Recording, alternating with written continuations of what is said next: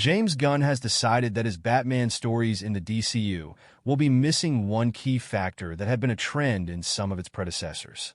Welcome to Stats In. If you're just joining us, please subscribe and don't forget to turn on notifications bell for more video. There are some things that are going to set the DCU apart from the MCU that fans are pretty familiar with. To begin with, the Marvel Cinematic Universe was dealing with B-tier characters when it was forming the Avengers, and so it was important to show the origin stories of Iron Man, Thor, and Captain America. However, when it comes to characters like Superman, Wonder Woman, and Batman, the DC Universe can be forgiven for foregoing their origin stories altogether, given that they are so well known as characters that retreading them would essentially be an extended exercise in Maid and Butler dialogue. This is something that James Gunn, too, believes, given that he has decided to not go ahead with Batman's origin story as a film in the DCU. Even Christopher Nolan, with his Batman trilogy, decided to retread the origin story of the Bat of Gotham, which might not have been necessary, but it was still a great movie nonetheless. However, Gunn, like Reeves, seems to have a different idea about what the Batman film for the DCU needs to be.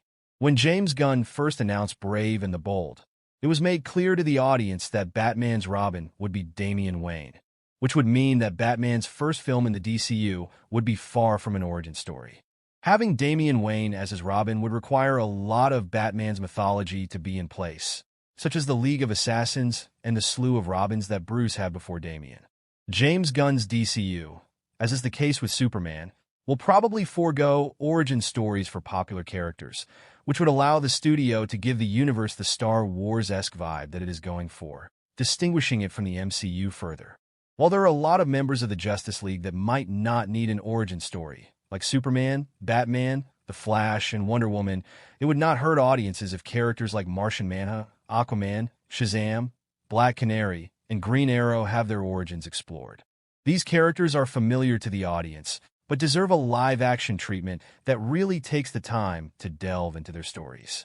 Characters like Booster Gold would also merit a look into their origins, given that it allows their fans to enjoy their stories in a way that has not been done yet. James Gunn critiques Scorsese's Cape Fear, calling it not great, but appreciates how the remake complements the original.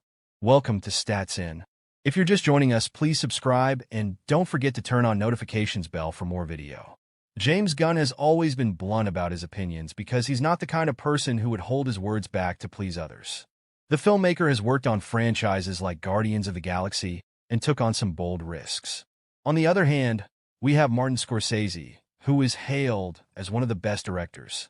So Gunn making a remark about Scorsese's project could potentially anger a lot of cinephiles. The latter's name commands respect in every corner of the industry, and publicly criticizing his work could open the floodgates to hate comments. James Gunn seems to have complicated opinions about remakes, and he put them forth in a 2001 interview with Fanboy Planet. He spoke about reimagining George A. Romero's Dawn of the Dead. Gunn was hesitant, but found that offering a fresh perspective and honoring the original was the right way to create a remake. When the interviewer asked him to elaborate on his words, he gave Cape Fear as an example. What I mean by works with the other movie side by side is simply that hopefully you'll get a fuller picture of my movie by watching both versions, that the second can work to bring out some of the beauty of the first. Scorsese's Cape Fear, though not a great film, works well like that. If you watch both Cape Fears back to back, you'll enjoy Scorsese's version, and maybe even the first film, much more. His film is simultaneously its own story and a commentary on how life has changed in between the two films. Gunn did not mean any disrespect to Scorsese. He simply wanted to hammer in the point that the movie was not as enjoyable on its own, but when paired with the original, the experience becomes even more elevated. But still, it's rare for filmmakers to casually critique someone like the Goodfellas director. The Martin Scorsese directorial Cape Fear had an all-star cast with industry giants like Robert De Niro, Nick Nolte, and Jessica Lange. The movie was all about exploring heavy themes like vengeance, morality, and how fragile family bonds can be at times. The remake was reimagined through the director's unsettling and intense lens, and despite its commercial success, there are critics who share the same sentiment as Gunn. De Niro was praised for playing Max Cady, and even actors like Hugh Jackman took inspiration from this role, but the loud and excessive stylistic choices in the movie did not sit right with everyone. The original was subtle, which is probably what most Scorsese fans expect when they walk into a theater to watch his movie, and like James Gunn, they weren't as pleased with this remake. But there were still some folks who thoroughly enjoyed it, which shows that films labeled as not great by someone can still be of significance to others. Sonequa thrives on her passion for cinema, artistic expression, and philosophical exploration. Every medium of storytelling intrigues her, and she can't help but dissect the layers to unravel the deeper meaning behind an arc or a scene. She finds contentment in playing chess, vibing to background scores, and penning the next chapter of her book. Sonequa is driven by the idea of being a dutiful and responsible human who dedicates herself to a task, regardless of the outcome, a principle she's committed to upholding at Fandom Wire. Prior to helming big-budget superhero flicks, James Gunn faced his biggest challenge in one indie superhero movie. Welcome to Stats In. If you're just joining us, please subscribe, and don't forget to turn on notifications bell for more video. The MCU has a history of hiring relatively unknown directors for its movies, which seemingly reflects the studio's adamancy to control its filmmakers. But this wasn't the case with James Gunn, who was brought on board to helm a movie about Guardians of the Galaxy, which, like Gunn, was relatively unknown in the mainstream landscape.